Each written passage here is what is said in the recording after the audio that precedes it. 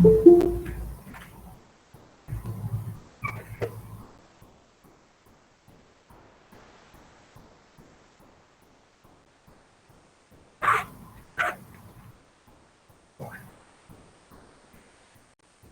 día, ¿cómo están? Disculpen la demora, por unos minutitos hoy. Bueno, vamos a comenzar la clase. Espero que me estén escuchando. Si alguien quiere poner cámara para que vea que está vivo. Ahí me dijeron buen día, así que me deben estar escuchando. Bueno, ¿cómo les va? Ahí hay alguien que está poniendo cámara. ¿Cómo andan? ¿Todo bien? Bueno, vamos a empezar hoy con la parte de derecho administrativo, ¿sí? El derecho administrativo, ahora cuando ustedes lo estudien, lo vean, ¿no es cierto? Van a ver que quizás sea un poquito más técnico el lenguaje en el derecho administrativo. ¿Qué queremos significar con esto? Que el derecho constitucional quizás sea más accesible o más simple a la hora de estudiar. El derecho administrativo ya tiene un poquito más de, digamos, vericuetos o cuestiones, pero no. Siempre hay una esencia que es la que uno descubre cuando estudia el tema, o sea que traten de tomarlo con paciencia y con amor. ¿Quién estudia con paciencia y amor? Ustedes se quieren tragar las cosas y aprobar nada más, pero bueno, yo lo que les quiero decir es esto, que traten de verlo con cierta calma. Todo se entiende, en definitiva, si se estudia.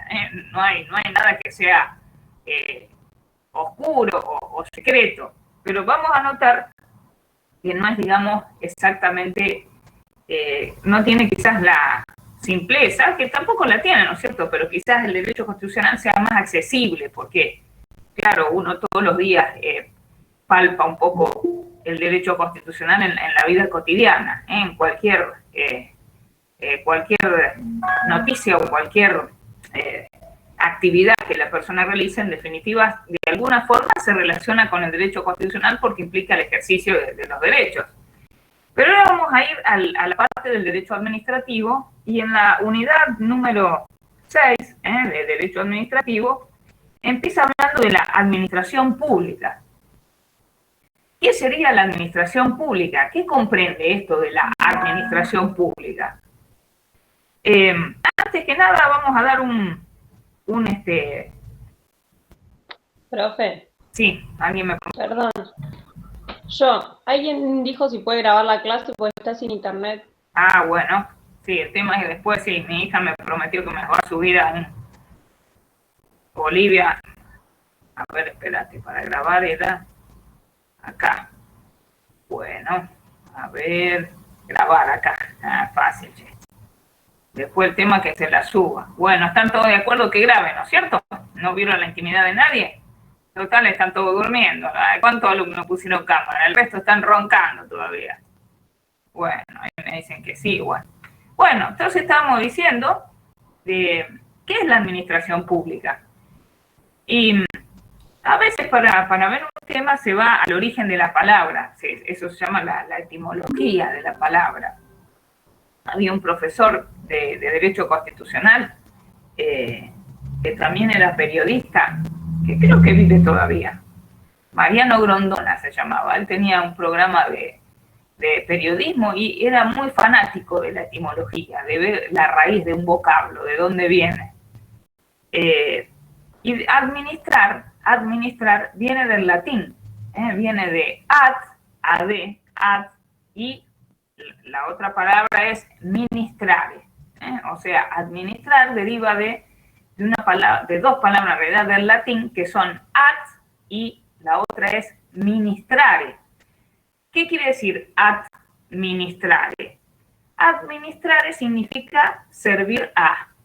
O sea, ustedes hoy al mediodía pueden decir, che, administrare una milanesa con unas buenas papas fritas y 2 huevos a caballo, ¿vieron? Eso es administrare. O sea que la administración, en definitiva, se trata de una tarea de servicio. La administración pública y todos los agentes que la conforman, que ya vamos a ver cómo cómo se explica cómo un agente, cuando realiza un acto, habla como si fuera la administración pública realiza una tarea de servicio a toda la comunidad. Es el administrador, por ejemplo, se ve en múltiples actividades, esto que hablamos de servicio. Por ejemplo, cuando una persona fallece, y si deja muchos bienes a la persona, para nombrar a sus herederos se hace un trámite a través de un juicio, que en realidad les digo, vieron que nosotros en la unidad de Poder Judicial dijimos que el juicio implica un conflicto. O sea que para que exista juicio, siempre tiene que haber partes, dos o más personas que están con intereses contrapuestos. Si no, no hay juicio. Por eso en realidad les digo, y esto ahora lo estoy grabando, así que si me ven mis colegas abogados se van a enojar, si en una sucesión todos los herederos están de acuerdo, ya sea porque hay un solo heredero o porque los varios herederos ya saben qué quiere cada uno, en realidad, en ese caso concreto quizás no haría falta juicio y se podría hacer a través de un mero trámite, con participación de escribanos, por ejemplo, o un trámite administrativo. Si lo digo en el colegio de abogados me matan porque las sucesiones suelen ser una fuente importante de honorarios, porque los honorarios en la sucesión son en un porcentaje a los bienes que dejó el fallecido. No es, digamos, el parámetro que se toma para los honorarios en una sucesión, es un porcentaje, para que tengan una idea, más o menos podrá ser un 20% de lo que se llama el acervo hereditario, lo que dejó el fallecido, que se lo llama causante. Siempre que fallece una persona, para poder declarar quiénes son sus herederos, hay que hacer un juicio. ¿Y esto por qué? Porque incluso hasta se publican edictos llamando, nadie los lee, ¿quién va a leer? Yo cuando entro al tribunal, como los edictos se fijan en una pared, los leo porque uno nunca sabe, porque ahí están llamando a ver si hay otros herederos. Se llama a los herederos de Mengano a que concurran a tal juzgado donde se sigue la sucesión de tal. ¿Cómo llegamos a lo de la sucesión? Por los administradores. Cuando una persona fallece y deja muchos bienes, se le puede nombrar un administrador de esos bienes provisorio mientras se determina quiénes son los herederos. Y ese administrador realiza una tarea de servicio. Realiza, por ejemplo, supónganse que el causante dejó 10 edificios. ¿Qué sucesión esa? 10 edificios con 15 departamentos cada edificio, una sucesión para pararse por gran tiempo, si te agarra esa sucesión. Y entonces están todos los departamentos alquilados, mientras se sustancia la sucesión, se necesita alguien que justamente administre los alquileres, que cobre los cánones locativos, que mire el tema de los tributos. Claro, el albacea, sí, el albacea es, a veces en los testamentos, se nombra una persona que justamente cumpla las voluntades del causante, que verifique que se cumplen las voluntades del causante. Ese sería el albacea, porque les digo, el testamento, y esto, bueno, nos va un poco la clase, pero por si algún día les interesa hacer un testamento, qué tema, ¿no? Pero ahora que anda el coronavirus, el testamento se puede hacer ante escribano, y entonces lo guarda el escribano, o también hay uno que se llama hológrafo. El hológrafo es de puño y letra del causante, fechado y firmado. Y el hológrafo generalmente, que es económico, porque lo hace sin intervención de escribano, suele dárselo al beneficiario, del causante. ¿Quién lo va a cuidar mejor que el que nombra heredero? Sí, ¿no? El tema sucesorio suele ser con mucho estrépito, ni se imaginan el día que se abren los testamentos, ¿no es cierto? Ya sea ante escribano o aparece el beneficiario, los líos que se suelen armar en las familias, porque vieron que hay ciertos herederos forzosos y otros que no lo son. En la familia, siempre en algunas familias puede haber un tío rico, una tía rica, y están todos solteros, y dice, ¿a quién le dejará? Una cosa de loco, bueno. Entonces, como les decía, por ejemplo, en una sucesión se puede nombrar a un administrador provisorio. Por ejemplo, ustedes cuando se reciban, si estudian contador, No sé si el licenciado en administración también puede, pero el contador seguro se puede anotar en una lista en el tribunal cuando se recibe y eventualmente pueden salir sorteados como administradores para sucesiones o también como peritos en un juicio. Esa es un área que pueden realizar los contadores, que pueden ejercer. Bueno, y esta administración, ¿no es cierto? Esa sería, digamos, la idea, viendo la etimología, una tarea de servicio, y viéndolo ya desde el plano de vista jurídico, a la administración pública se la puede definir desde dos puntos de vista. Un criterio para decir qué es la administración pública es el criterio llamado subjetivo. ¿Por qué se llama subjetivo? Porque parte del sujeto que realiza la actividad. ¿Se entiende? O sea, este criterio se llama subjetivo porque se basa en la persona que actúa. Entonces, desde una óptica subjetiva, no hay duda de que la administración pública, o también llamada función administrativa, se pueden tomar como sinónimos, la realiza desde el criterio subjetivo, partiendo de un criterio de ver qué sujeto realiza la administración, de los tres poderes que ya vimos, el poder ejecutivo.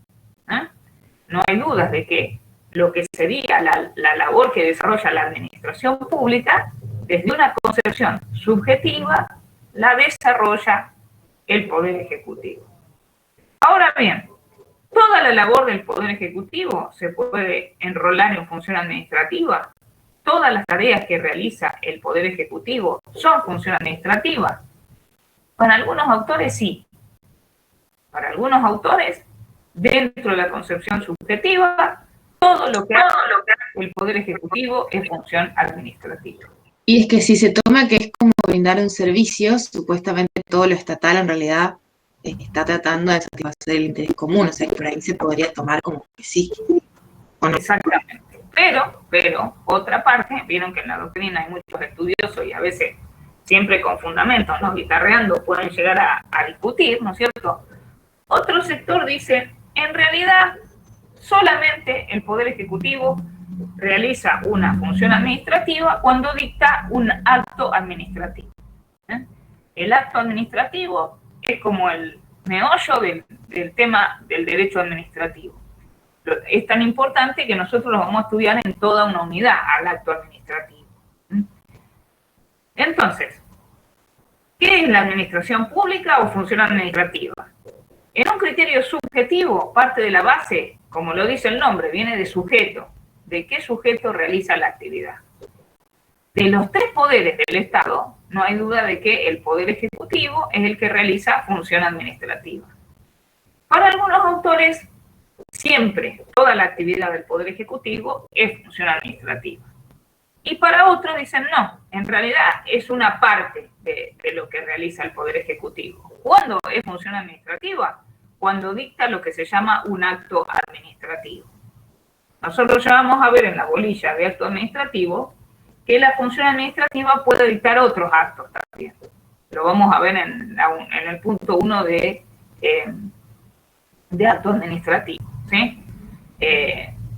Nada más a título de ejemplo les digo, el acto administrativo como tal siempre produce efectos afuera de la administración. Una de las características esenciales de todo acto administrativo es que produzca efectos jurídicos por afuera de la administración, que traspase el ámbito de la administración. Y hay ciertos actos, por ejemplo, que no tienen efectos a otros, a terceros, se dice. Por ejemplo, supónganse una circular en una oficina que dice, todos vamos a usar virome negra. En esta repartición, supónganse que el jefe de la repartición, ya vamos a ver que en la administración hay jerarquía, le ordena a todos sus empleados de su oficina, por ejemplo, argumenta que es más difícil que alguien pueda falsificar una firma. O dicho de otra forma, que si es virome negra es más fácil con una pericial verificar que no es verdadera la firma. ¿Sí? Y por esa razón decide que se utilice una virome negra. ¿Es siempre los actos, ese acto no trasciende, porque es adentro de la oficina, no produce efectos afuera. Ese se llama acto de administración, por ejemplo, no se llama acto administrativo, ya lo vamos a ver en la bolilla de administrativo. Pero entonces, la concepción subjetiva, como lo dice el nombre, se basa en el sujeto que realiza la actividad. De los tres poderes, el que realiza función administrativa es el poder ejecutivo. Para algunos, toda la labor del ejecutivo es función administrativa, y para otros autores, solamente cuando emite el llamado acto administrativo, que ya vamos a ver. Pero hay otra concepción de la administración pública. Otra postura, en vez de basarse en el sujeto que realiza la actividad, se basa en la actividad en sí misma. ¿Me entiende? Esta postura, la postura llamada material o sustancial, en vez de analizar qué sujeto realiza la actividad, estudia la actividad en sí misma. Estudia cuáles son las características esenciales de esa actividad. Indaga lo que se suele llamar en el derecho la naturaleza jurídica de un instituto. ¿Qué sería la naturaleza jurídica? Parece que estuviéramos hablando de la selva o de las plantas. La naturaleza jurídica implica estudiar cuáles son las características indubitables o que presenta siempre un tema, un instituto jurídico, y que justamente hacen a la esencia de ese tema. Entonces, la concepción material, analizando qué es la función administrativa en sí misma, no de qué sujeto emana, llega a la conclusión y dice que la función administrativa es una actividad concreta, dice que es práctica, permanente, dice que es a veces espontánea y que tiende a satisfacer las necesidades del grupo social y de los individuos que lo componen. Todo este concepto que damos sería la versión o la postura que define desde un criterio material o sustancial qué es la función administrativa. Fíjense que habla de una actividad concreta. ¿Por qué concreta? Porque siempre es concreta y práctica porque se traduce en servicios o en actos. Vamos a ver, por ejemplo, después una unidad y un tema muy en danza hoy día, los llamados servicios públicos. Hay ciertas actividades que tienden a satisfacer el interés general de tal forma que el poder decide caratularlo como servicios públicos. Y eso vamos a ver qué implicancias tienen esa actividad. ¿Sí? Son actividades, como decíamos, concretas, prácticas, permanentes. ¿Por qué permanente? Porque no tiene receso. Por ejemplo, el Poder Judicial tiene sus recesos. Hablamos siempre de tiempos normales, ¿no es cierto? No de interrupciones por cuestiones atinentes a la salud pública, como ahora. Pero, por ejemplo, el tribunal tiene recesos en los cuales solamente se pueden presentar temas de urgencia. Esos recesos se suelen denominar las ferias judiciales. Yo cuando era chica decían feria judicial, pensaba que afuera del tribunal venían pollos y huevos. Fíjense mi idea de feria que era. No, son las vacaciones del tribunal. Y en esas vacaciones no es que no se pueda hacer nada. Si se comete un homicidio no van a decir, no, mirá, no vamos a investigar, no vamos a ver elementos de prueba que quedaron en la escena del crimen porque estamos en feria. No, ciertas actividades siguen, pero excepcionales. En el Poder Judicial tenemos la feria. En el Poder Legislativo, como ya hemos estudiado, existen sesiones ordinarias y después también existen de prórroga, existen extraordinarias, pero hay épocas en las cuales el Poder Legislativo no trabaja. Bueno, hay que ver cómo trabaja cuando trabaja, pero bueno. En cambio, la la función administrativa es permanente, no tiene recesos. Sin perjuicio del cual les comento que si bien es cierto que es permanente, muchas provincias, sobre todo, y la nación también a veces en enero, suelen determinar un cierto receso de la actividad administrativa. No total. No se suspenden los plazos en sede administrativa generalmente. Nosotros ya vamos a ver en otra bolilla que para demandar al Estado no es como el caso de un particular. Para poder demandar al Estado, primero hay que agotar lo que se llama una vía administrativa. Si yo quiero demandar al Estado, no puedo interponer la demanda directamente. Primero tengo que agotar todo un procedimiento que se sustancia en sede administrativa. Y generalmente en enero no se suspenden los plazos de ese procedimiento. Uno va a ir, a mí me ha tocado ir en enero a Santa Fe, a Gobernación, a interponer un escrito y de todo el edificio de Gobernación gigante había una sola oficina que estaba recepcionando escritos, porque el resto está en receso. Pero la actividad administrativa en principio es permanente. Y vieron que dijimos a veces espontánea. ¿Por qué? Porque incluso, como la función administrativa satisface intereses de todos, puede incluso actuar aun cuando el particular no se lo pida, sin que se lo pida. El ejemplo típico que se da de actividad administrativa espontánea se da con los bomberos. Supónganse que un bombero ve que hay un incendio, no va a decir vamos a esperar a que nos llamen. No, va a ir corriendo a preparar todo para intentar apagar el fuego. Con esto lo que queremos significar es que también puede, en algunos casos, la función administrativa desempeñarse sin que sea pedido de parte. Otro caso es cuando se descubre que un agente ha cometido una irregularidad y se le inicia un sumario, sin que sea a pedido de alguien. Entonces, en la concepción material, dijimos que la función administrativa es una actividad concreta, práctica, a veces espontánea, es permanente, y tiende a satisfacer las necesidades del grupo social y de los individuos que componen ese grupo. Fíjense que si nosotros tomamos este concepto, este último material o sustancial, este criterio, podemos llegar a la conclusión que entonces, y esto estudiémoslo bien, con cuidado, no solamente realiza función administrativa el Poder Ejecutivo, sino que también el Poder Legislativo y el Poder Judicial, siempre que se den estas características esenciales que dijimos, pueden realizar función administrativa. ¿Entienden lo que acabo de decir?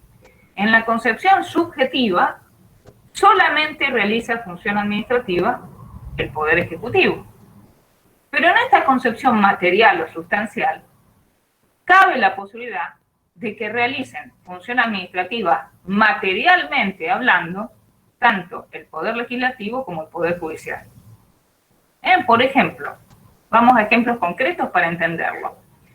Nosotros sabemos que, ya lo vimos, la función judicial consiste en resolver conflictos aplicando el derecho, diciéndolo así, sucinto. El juez como tercero, imparcial, imparcial e independiente, resuelve conflictos de intereses aplicando lo que prescribe el ordenamiento jurídico. Eso hace el juez. Entonces, si por ejemplo el tribunal celebra un contrato para que pinten el edificio del tribunal, eso materialmente hablando no es una función judicial, sino administrativa. Ahí no están resolviendo un conflicto, están celebrando un contrato para que pinten el edificio del tribunal. Por ejemplo, en Rosario, hace un año creo, en enero se cayó de todo un piso, se cayó un techo. Discúlpenme, esto es bien en vivo. A ver quién. Hola. Hola. Sí. Estoy dando una clase justo, ¿me puede llamar en 2 horas más o menos? Bueno, gracias, hasta luego, hasta luego. Bueno, debía ser un acreedor, así que vino bien.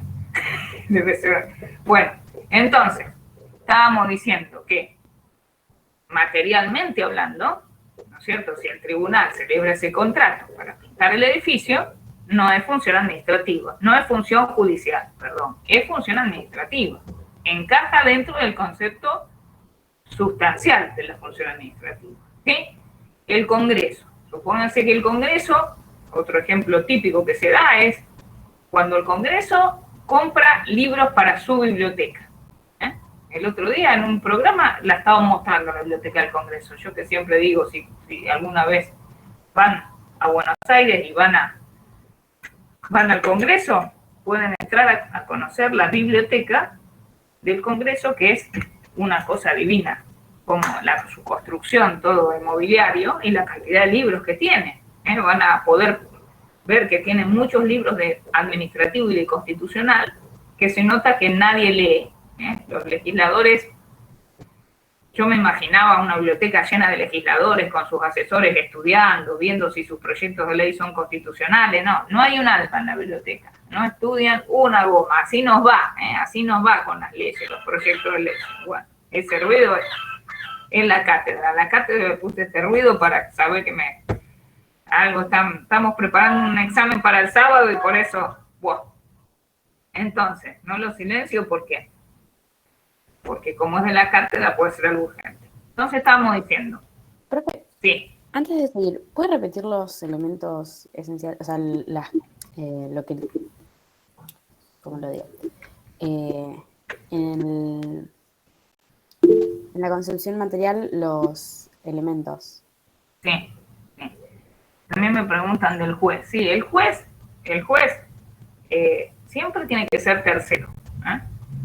El juez, para, digamos, recalcar la idea de tercero, se dice que tiene que ser imparcial e independiente. Imparcial, con M, antes de la P, vieron por las reglas de ortografía. Imparcial quiere decir que no es parte. Imparcial quiere decir que no tiene ningún interés de que gane o pierda una parte. Independiente, que no recibe ninguna orden, ninguna injerencia de nadie. O sea, el juez falla según su saber y entender. Por eso, si se da esto de imparcial, independiente, realmente es juez. Si no, es una parodia de juicio, no hay duda. Respecto de la función administrativa, en la concepción material,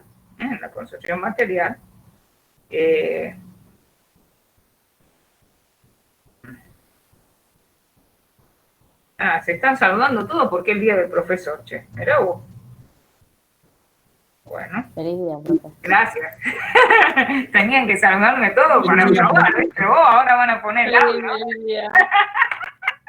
Ahora escriben todo, qué bárbaro, cuántos saludos que recibo. En la cátedra yo pensé que era algo de trabajo, no se están saludando todos. Ay, Dios mío, qué bárbaro, nos saludamos entre nosotros. Bueno, gracias por los saludos. Bueno. Entonces les digo, para mí hay un solo día que es el del maestro, ¿vieron? Esto del día del profesor, el día así, somos todos maestros en definitiva. No dejamos de tener alma de vocación de docente, ¿vieron? Pero bueno, cada día después te ponen el feriado, ¿viste? El maestro, el profesor, y tenés varios días que no trabajaba. Bueno, entonces estábamos con el tema de la función administrativa, decíamos que en su concepción material, en vez de indagar sobre el sujeto que realiza la actividad, que eso es la que hace la subjetiva, o también llamada orgánica la subjetiva.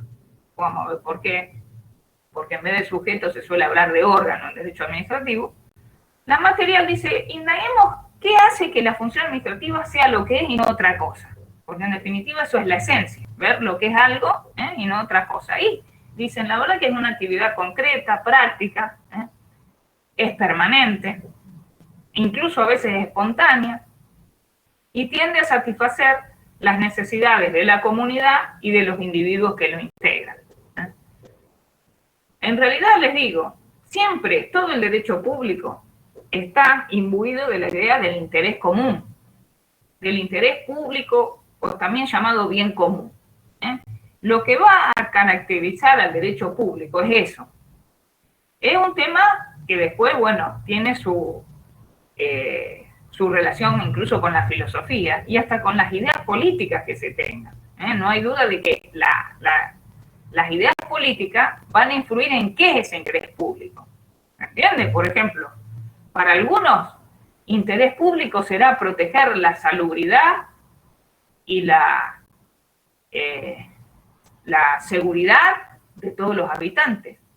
Nada más que eso. Para otros, tiene que ser mucho más. De ahí depende que existan numerosos servicios públicos y que incluso existan las llamadas empresas públicas.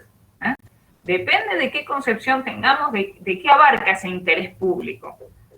Y no hay duda que, en definitiva, la norma jurídica tiene siempre un trasfondo ideológico. Nuestra Constitución Nacional de 1853, la de 1853, responde a una idea que es el liberalismo. Hoy día bastardeado, y vieron que hay mucha gente que habla del neoliberalismo. Dicen, en la época de Menem no hubo neoliberalismo, en la época de Macri hubo neoliberalismo. Y les digo, en mi humilde criterio, no existe el neoliberalismo. Cuando le ponen el neo, eso demuestra que no saben ni lo que es el liberalismo. Pero volviendo a lo que nos atañe hoy, la concepción material, en vez de ver el sujeto, ve las características de la actividad. Si esa actividad tiene ciertas características, es función administrativa. Entonces, ¿cuál es el corolario? ¿Qué conclusión? Y que siempre que se den esas características, emane del poder que emane, será función administrativa. ¿Se entiende? Emane del Ejecutivo, del Legislativo, del Judicial, va a ser función administrativa. Por ejemplo, cuando en el tribunal contratan los empleados del tribunal, no estoy hablando de los jueces, que eso es otra cosa, harina de otro costal que ya vimos cómo se nombran. Dicho sea de paso, ayer hubo una votación en Cámara de Senadores respecto a unos jueces. Los empleados del tribunal, los secretarios, los empleados administrativos del tribunal, nombrar un secretario, nombrar un empleado, nombrar un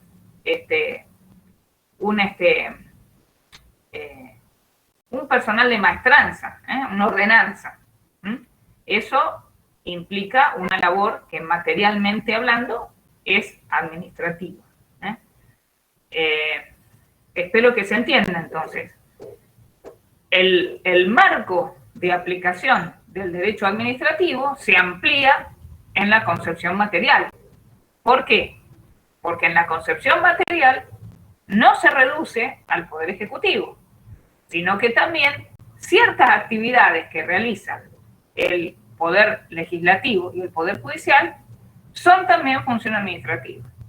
Encuadran materialmente hablando dentro de lo que es la función administrativa.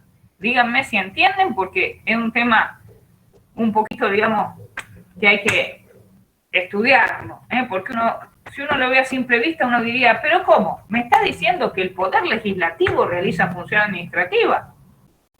Y cuando construyen un edificio del Congreso, por ejemplo, el Congreso tiene un edificio anexo en Buenos Aires, que es una cosa de loco, con semejante Congreso. No sé si ustedes alguna vez conocen el Congreso de Buenos Aires, fueron a ver el Congreso. Bueno, el Congreso de un edificio, ahí David dice que sí, enorme, incluso ahora hicieron ya hace varios años, que si uno va por Puerto Madero, desde Puerto Madero lo que se ve es la Casa de Gobierno, hicieron una explanada y se ve la Casa Rosada. Pero el Congreso, les digo, es un edificio enorme, y sin embargo, uno da la vuelta y se encuentra con uno negro todo despejado, mucho más moderno, pero enorme también. Y claro, porque cada legislador no sé cuántos asesores tiene. Entonces se necesita mucho lugar para toda esa gente que está haciendo tantas leyes para el bien del pueblo. Bueno, entonces, espero que se haya entendido la diferencia entre el derecho administrativo, la función administrativa en su concepción subjetiva y material. Cualquier cosa me preguntan, no duden en preguntar, porque no hay que tener duda y no hay que tener vergüenza. Hay que sacarse la vergüenza y preguntar las cosas, no va a ser que después justo en el examen toque eso y uno diga, oh, no lo vi, no lo entendí bien. Mi hija Olivia tiene vergüenza en matemática y después tenemos que estar repasando, che, yo ya no me acuerdo de nada, ahí da los libros, todo, porque no le quiere preguntar en la clase. Le digo, preguntar si para eso está la clase. Y están todos en silencio, me dicen, no quiero. No, le digo, vos le tenés que sacar jugo a la clase, aprovechar. Y qué mejor que una pregunta que uno diga, ¡fua! Porque les digo eso que dicen que todo está hecho, que todo está, que hay gente más gris.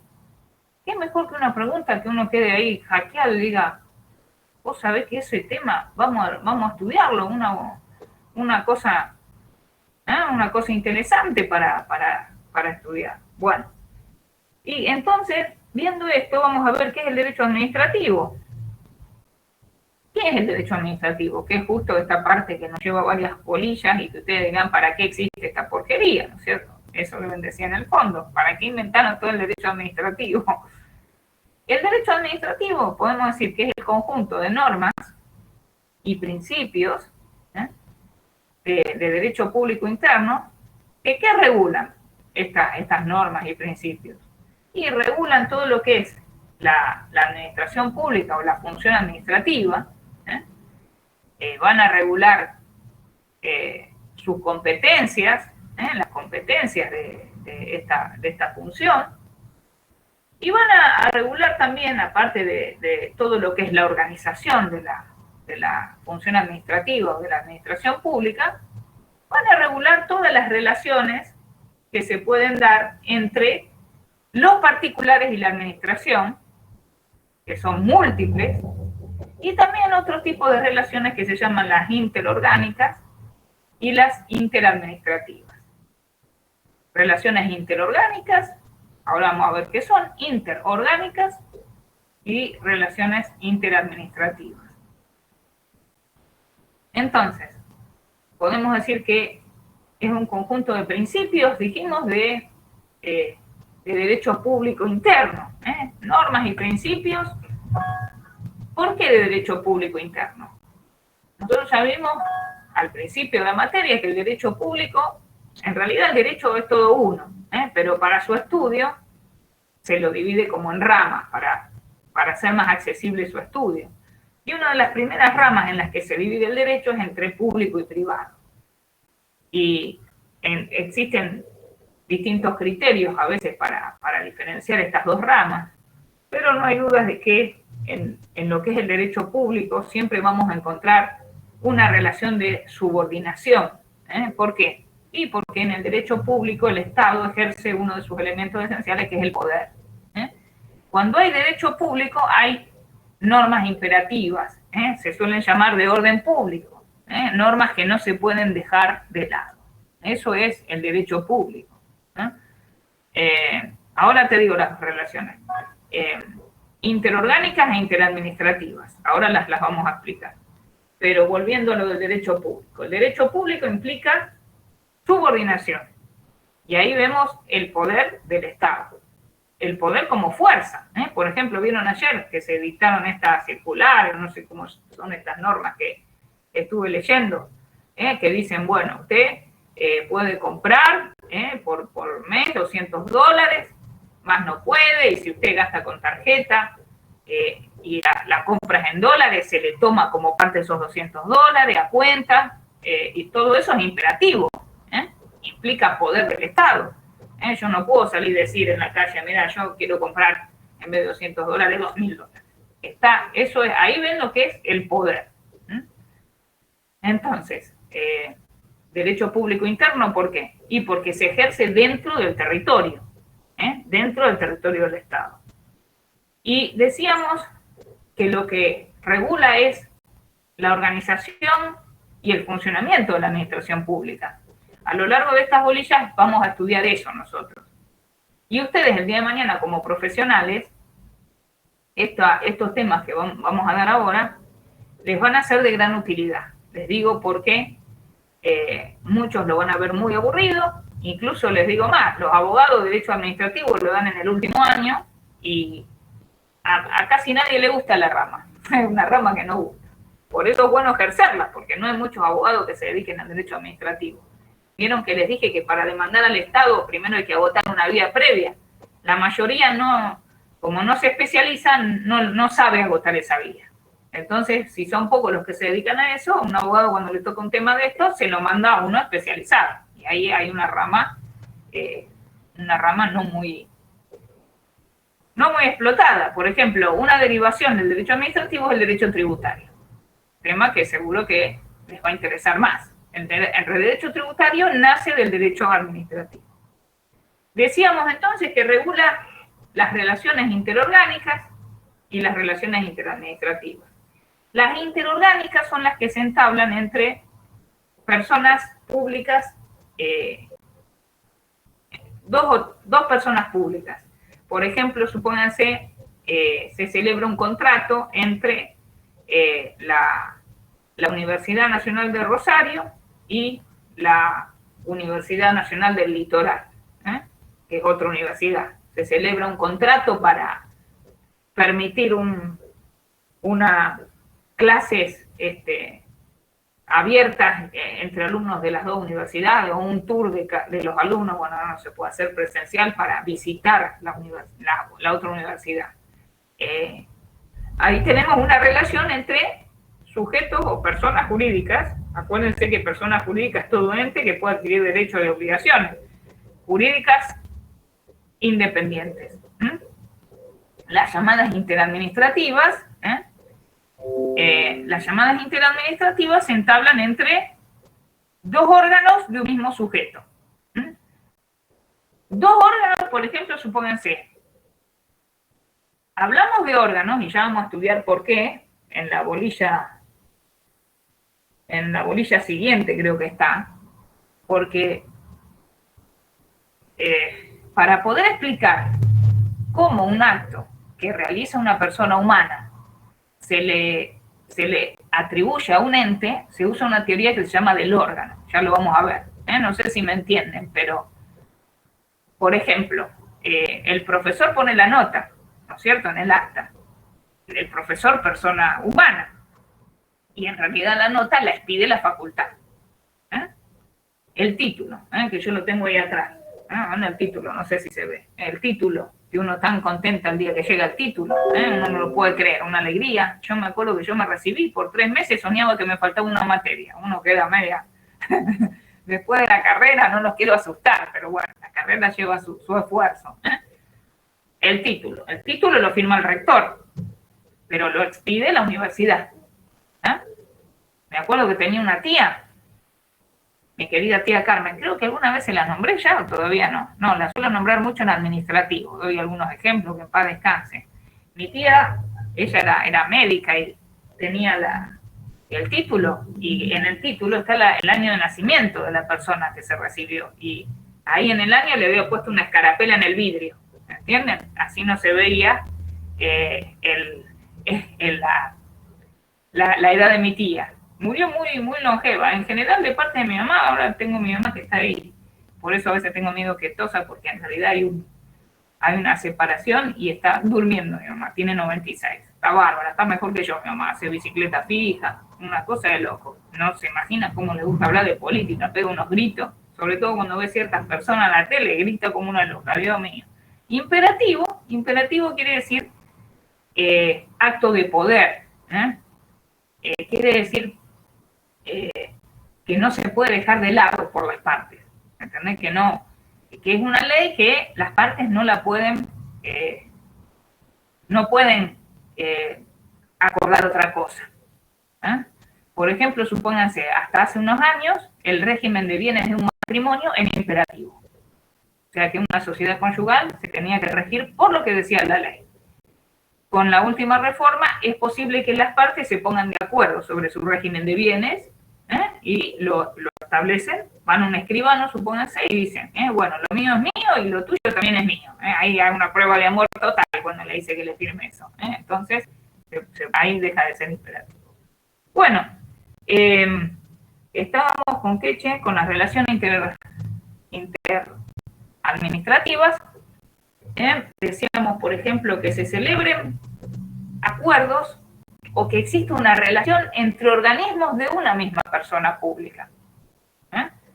Es como vieron la relación en el cuerpo, entre estómago e intestino. Supónganse que uno se come algo que le gusta y se come mucho, sanguchitos de jamón y queso crudo que me gusta, y le doy, digo, otro más, son chiquititos, y los riego con una buena cerveza, y después digo, bueno, ahora vamos al helado, y después a la noche siento que estómago, hígado empiezan a hacer ruidos raros, Vieron, nada peor que los peditos, qué cosa, Encima a mi marido le gustan las verduras al vapor, dejate de joder. Con la verdura al vapor, ¿sabes qué? Cuando voy a la cama, veo mío una nube de pelo, igual.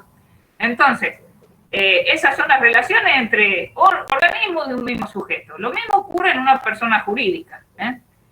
Por ejemplo, técnicamente hablando, a la decana, a la señora decana, le podemos decir órgano, técnicamente, no la van a comprar. La encuentran por ahí y le dicen, hola, órgano, voy a decir, ¿qué le pasó? Así como existe el órgano decana, existe el órgano consejo directivo. Vieron que en la facultad hay distintos órganos, no sé si lo han visto. Algunas cosas son de competencia de la decana. Por ejemplo, cuando se cambia un plan de estudios, que eso de vez en cuando pasa, y suele ser bastante problemático, porque ahí hay todo un cambio y hay que adaptarse, eso lo decide el consejo directivo. Incluso hay elecciones para elegir a los consejeros. Hay todo un sistema para que funcione la facultad. Bueno, la relación entre órgano decana, lo estamos hablando en sentido técnico, órgano decana, órgano consejo directivo, sería una de estas relaciones, ¿sí? Es decir, puede haber relaciones entre personas jurídicas distintas, o también podemos hablar de relaciones dentro de una misma persona. A veces esas relaciones son ríspidas, a veces pasa que un decano quiere hacer una reunión de consejo, pero el consejo, como no quiere aprobar algo, o está en desacuerdo, no da quórum, esas relaciones a veces son ríspidas. Y en realidad... Profe, Sí. en el apunte está al revés. ¿Cómo En dice? el apunte dice de las Las llamadas interadministrativas. relaciones interorgánicas son aquellas que tienen lugar. ¿Cómo? Decime, a ver, así lo anoteo. Dice que las interorgánicas son aquellas que tienen lugar entre dos o más organismos o reparticiones administrativas de una misma persona jurídica pública. Sí. Las interorgánicas. Claro. Y las administrativas entre sujetos independientes. Es así, si lo dije, perdónenme si lo dije al revés, lo dije mal yo. Mil disculpas, sí. Las interadministrativas son entre sujetos independientes, sujetos públicos independientes, sí. Y las interorgánicas entre organismos de una misma persona. Lo estaba diciendo al revés, recapitulamos. Después, en la grabación lo voy a cortar. Bueno, en realidad, claro, es así el tema. Y esto tomado de Marienhoff. Las interadministrativas, porque en realidad les digo, los nombres pueden dar lugar a veces a confusión, porque uno dice interorgánica y parece que fueran de órgano, pero en realidad interorgánica deriva de organismo. ¿Sí? Entonces, las interadministrativas, espérate que lo estoy anotando para... Está bien el apunte, como estás diciendo vos. Las interadministrativas son las que se entablan entre sujetos públicos independientes, entre personas jurídicas públicas distintas. ¿Sí? El ejemplo que les daba del contrato entre UNR y otra universidad o otro ente, supónganse un Instituto Nacional de Tecnología, una cosa así, eso es entre dos sujetos públicos distintos, entre dos personas distintas, y eso es interadministrativo. Interorgánico entre dos organismos de una misma persona. ¿Se entendió? Ahí me preguntaban otra cosa, yo vi. Sí, perfecto. Bueno, gracias por ver, porque estaba diciéndolo al revés, un error grave, ahí ya me hubieran bochado, che. A ver. Sí, imperativo.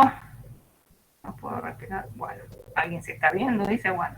Sí, ríanse, pero le estaba diciendo mal lo de interadministrativa e interorgánica. Ustedes, por las dudas, siempre lean el resumen, no más así que esté media tirada, porque con el Alzheimer, a cierta edad uno empieza a hablar pavada, y mirá si después dicen, no, esto lo dijo la profesora, y le dicen, no, pero eso es una guasada, y los bochan, me van a querer matar. Encima van a tener la grabación, me van a poder hacer un juicio por mala praxis de clase. Qué lío que voy a tener. Bueno, Entonces estábamos con el derecho administrativo, que es todo eso. Todo eso lo vamos a ver en estas polillas. Y vamos a la fuente. Dice carácter local. ¿Qué significa carácter local del derecho administrativo? Acá dice concepto, carácter local. Esto de local es como cuando jugamos acá en el Parque Independencia. Ahí local. No sé si se entiende la idea de qué club queremos. Llevamos en el corazón. Una amiga mía que trota me dice, me fui a trotar por el Parque Helado. Me carga la desgraciada. Dios mío, qué cosa entre Central y Ñuble hay siempre una gran división y competencia. Habría que ver cuántas veces salieron campeones y todas esas cosas, ¿no? Pero bueno, volviendo a qué es el carácter local del derecho administrativo, el carácter local es sinónimo de provincial. Sinónimo de provincial. ¿Qué quiere decir esto? Y ¿se acuerdan que nosotros ya hemos visto en la parte constitucional que en realidad se relaciona, y cuanto mejor se estudia constitucional, más fácil estudiar administrativo? Nuestra forma de Estado es federal. ¿Qué quiere decir federal? Federal implica que hay una descentralización territorial del poder, ¿no es cierto? Entonces, nosotros en nuestro sistema tenemos ciertas cuestiones, ciertos temas que las provincias no le delegaron a la nación. No es a la inversa. O sea, en realidad la nación tiene más poder político que las provincias. Pero el poder originario lo tenían las provincias, que resistían a la nación y decidieron qué le dan, qué le transfieren, qué le delegan. Para decirlo en el sentido bien técnico, es delegan. Todas las materias que no le delegaron a la nación, la conservan. Y dentro de esas materias que no le han delegado, se encuentra el derecho administrativo. Es decir, que en principio, todo el tema del derecho administrativo, todo ese concepto que dijimos recién, en principio le corresponde a las provincias. En principio. ¿Por qué? Porque a veces le puede corresponder a la nación. Excepcionalmente, la regla general es que todo el derecho administrativo es propio de las provincias. Por ejemplo, las reglamentaciones para proteger la salud le corresponden a las provincias. Excepcionalmente le corresponde a la nación cuando ya la epidemia o el problema traspasa el ámbito de una provincia. Si, por ejemplo, vayamos al caso concreto que vemos ahora, el coronavirus. El coronavirus se extendiera en una sola provincia, solamente ella debería reglamentar los derechos para proteger la salud de los habitantes de esa provincia. Porque, en principio, todo el derecho administrativo es de carácter local, en el sentido de provincial, porque las provincias no lo delegaron en la nación. Pero siempre que esté en juego el interés nacional, por ejemplo, ya sea, supónganse, por ejemplo, que se quiere hacer una ruta que pasa por varias provincias. Ahí hay que hacer aplicar un instituto que se llama la expropiación. O sea, es necesario que una porción de bienes de dominio privado se pueda tomar para materializar esa ruta. Y ahí va a intervenir el Estado Nacional. Ahí vemos que el derecho administrativo deja de tener carácter provincial para tomar una dimensión nacional. Entonces, ¿qué significa carácter local? Significa que es provincial, pero que admite sus excepciones cuando el interés en juego de los que protege el derecho administrativo traspasan el ámbito de una provincia. ¿Sí? ¿Y qué tenemos después? Acá tenemos las fuentes del derecho administrativo.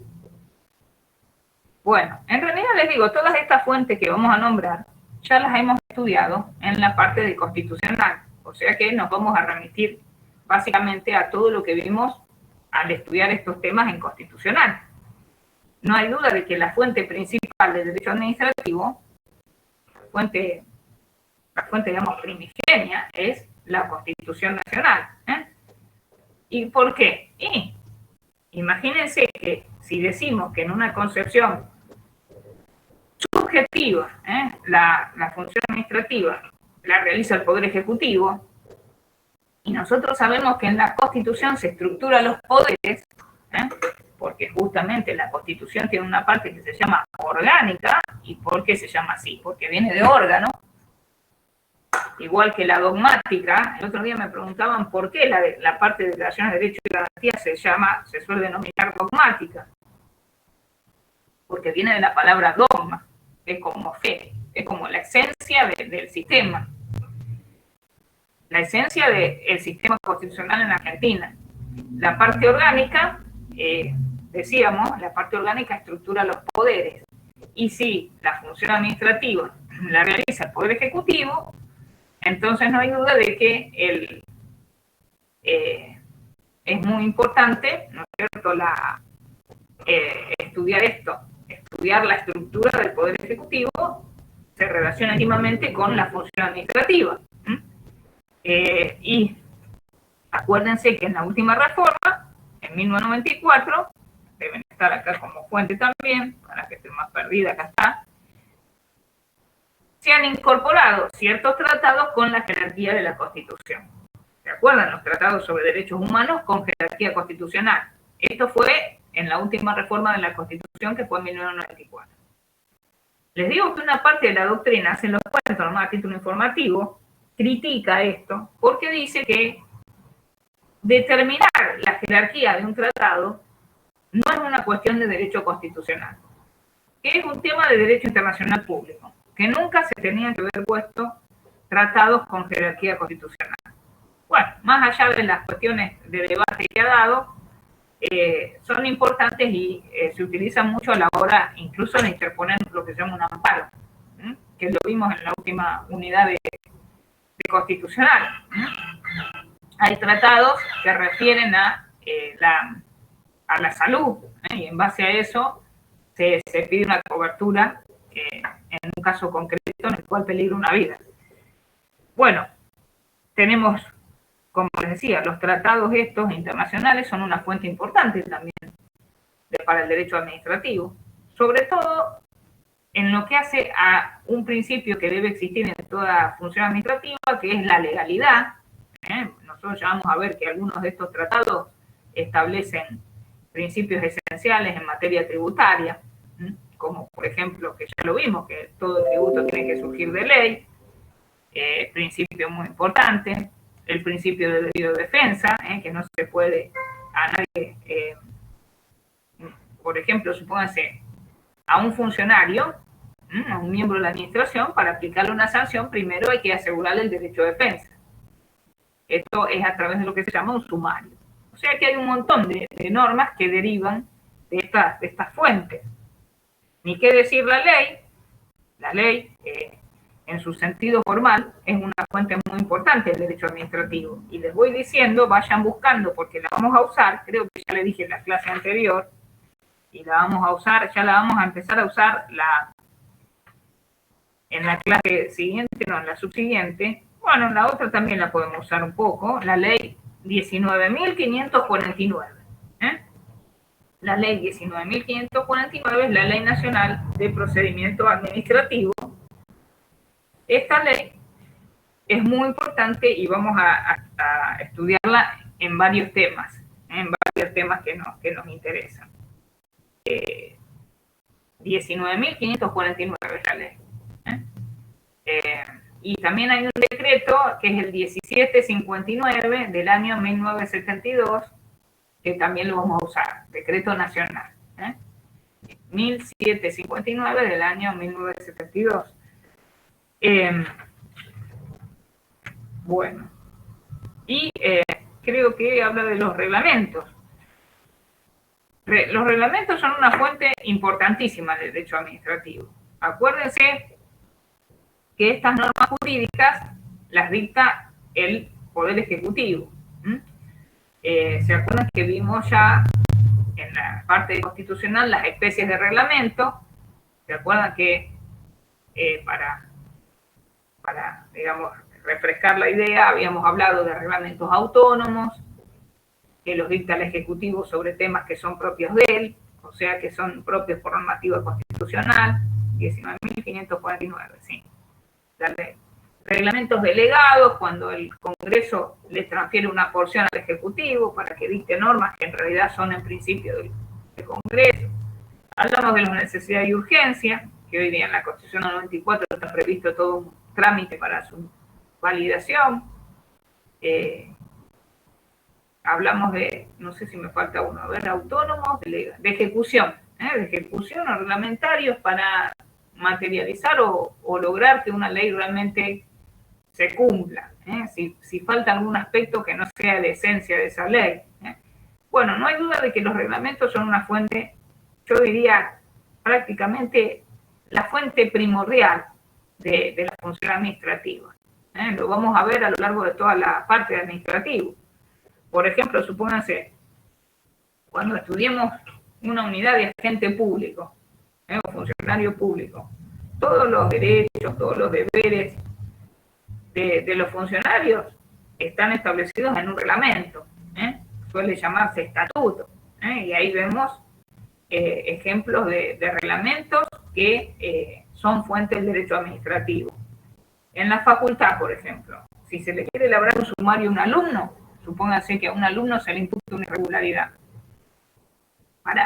no se lo sanciona directamente. Primero se le asegura un derecho de defensa. ¿Por qué? Porque es de reglamento constitucional, siempre hay que asegurar el derecho de defensa. Y eso se hace a través de un sumario. Nosotros, por ejemplo, hemos participado en muchos sumarios alumnos en la facultad, porque como justo estamos en la rama de derecho administrativo,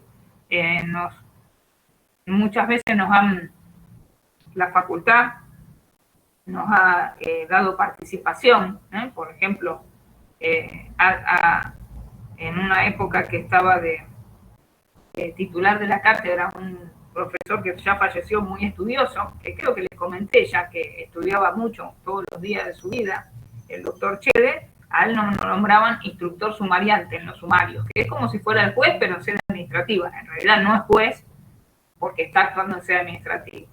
Y entonces él me nombraba secretaria como si fuera secretaria de un juzgado. Y así hacíamos el sumario.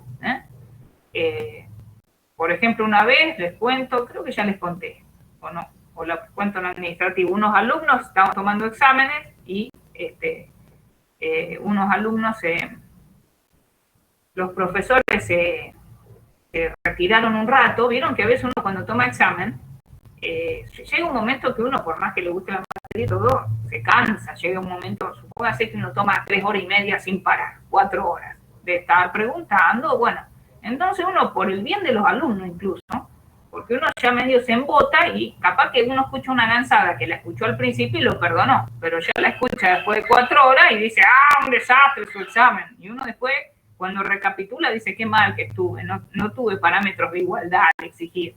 Entonces uno a veces para un rato, pero para descansar unos minutos y seguir. Estos profesores pararon, pero ¿saben qué hicieron? Dejaron las actas en el escritorio. ¿Y qué pasó? Los que seguían, los que les tocaban después, los picarones, se pusieron la nota. ¿Entienden lo que hicieron? ¡Qué barbaridad! Los profesores se habían ido y estos dijeron, no, nos toca a nosotros ahora. Y si nos ponemos la nota, ¿qué se van a acordar los profesores? La verdad que les digo, las actas en general hay que llevárselas, no dejarlas a manos de cualquiera. Pero ¿qué pasó? Cuando, claro, esos alumnos que se pusieron la nota en el acta, y buena nota, no la tenían en la libreta porque no le habían tomado. Vieron que a veces ustedes pueden rendir sin la libreta y uno después le agregan la nota. Cuando en la facultad les quisieron poner la nota, advirtieron que las letras no eran de ningún profesor. El que pasaba las notas dijo, pero esta no era la... Y lo llamaron a los profesores y ahí se descubrió que se habían agregado las notas. No sé si eran 3 o 4. Para aplicar una sanción se hizo un sumario, se lo llamó, se hizo pericial caligráfica para acreditar que era la letra de los alumnos. Que eso se hace, se pide un cuerpo de escritura a los alumnos y se comparan. Que ahí me acuerdo que el perito calígrafo me decía que aunque uno firme con izquierda o firme con con la boca, dice que hay rasgos que son inequívocos de cada persona. Vieron que hay gente que dice, firmé con la izquierda, nunca van a descubrir que es mi firma. Me decía el perito calígrafo que hay rasgos que es como que los hace el cerebro, hagamos con lo que lo hagamos. Bueno, no sé cómo llegué a los rasgos ni nada de todo el tema. Estábamos con las fuentes. Bueno, creo que con esto terminamos la unidad esta. Cualquier duda me preguntan. La ley era la 19.549. Veo que no preguntan nada por acá. Ahora, la próxima clase vamos a ver lo de persona y vamos a ver la organización administrativa. Si pueden, ya traigan la ley 19.549, que la bajan de cualquier... vieron que pone número de ley, está Infoley y la bajan. Hay una muy buena comentada que la usamos en Derecho. No hace falta que la compren, pero muy, muy buena. Que es como la Biblia para los que estudian administrativo. Y una vez un curso de posgrado en Buenos Aires, y para mi sorpresa, todos los que habían estudiado en UBA ni la conocían. Mirá, esta ley de Hutchinson comentada. Yo decía, che, pero qué bárbaro. La verdad que UNR, el nivel de enseñanza es muy bueno. No lo digo por pertenecer a UNR, pero comparado con otras, bueno, las relaciones interorgánicas entre órganos del mismo sujeto. Interorgánica. A ver, interorgánicas. Dos organismos de una misma persona jurídica, interorgánicas. Sí. Interorgánicas e interadministrativas. ¿Qué lío que me hice con la interorgánica e interadministrativa? Ya se ve que tengo un quilombo en el cerebro. Las interadministrativas se entablan entre personas distintas. Interadministrativas. Acuérdense que para el derecho, la persona es un ente, no solo la humana. Hablamos de persona en el sentido jurídico, que puede adquirir derechos y contraer obligaciones. En cambio, las interorgánicas, ¿saben lo que pasa? Que no hay duda de que el nombre, yo no sé para qué hicieron la especie de relaciones, pero en realidad, claro, porque lo que quieren es significar que el derecho administrativo no solamente regula relaciones entre entes distintos, sino también relaciones dentro de un mismo ente. Eso es lo que se quiere hacer. De ahí los nombres. No muy felices desde mi punto de vista, pero bueno, no los vamos a estar criticando, ya parezco criticar la doctrina porque me hice ensalada hoy, ¿no es cierto? Porque claro, al decir interorgánica, lo que se quiere significar es que es entre organismos de un mismo órgano. ¿Se entiende lo que digo? Porque, por ejemplo, llevando a la persona humana, como les decía, la relación entre hígado y estómago, cuando coma mucho. Entonces, claro, al decir interorgánica se podría tomar como órganos en vez de organismos, pero en realidad es así. Las interadministrativas se dan entre sujetos públicos independientes y la interorgánica entre organismos de una misma persona. Y ahora voy a ir a buscar el tomo de Manejó, que lo tengo ahí para verificarlo. Ya me hice tanta ensalada con interorgánica e interadministrativa y la próxima clase lo confirmo. No vaya a ser que esté yo enredada con los dos.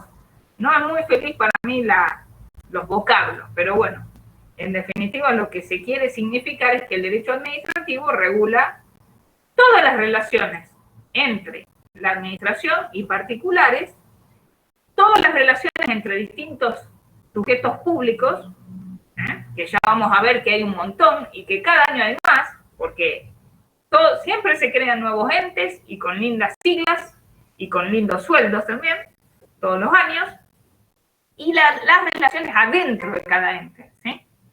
De ahí los nombres de interorgánica e interadministrativa.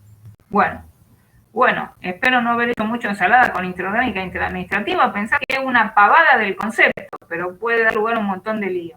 Y puede haber suspicacias más si hacemos exámenes múltiple choice, Si le ponemos que... ¿Cómo se llama la relación entre dos sujetos públicos independientes? Interorgánicas, interadministrativas, interestelares, interdulce de leche, y tienen que elegir. Así que no. Yo la verdad que no pondría esta para no hacer lío. Hasta yo estaría temblando. Bueno, Bueno, nos vemos en la próxima clase, ¿sí? ¿Alguna duda más? Aparte de las interorgánicas interadministrativas. No, bueno. Bueno, que vaya todo bien, ¿eh? Así que hoy el día del profesor universitario, vamos a ver si mi marido hoy a la mañana no se acordó, ¿eh? Hoy se va a armar lío en casa, ¿eh? Esta noche, si no me espera con un buen champancito, el jueves, sí, vemos las 7 y vemos bien la interorgánica interadministrativa. O ya me dejaron con esto mal, che. Mal. ¿Le puedo preguntar algo de otra unidad? Sí.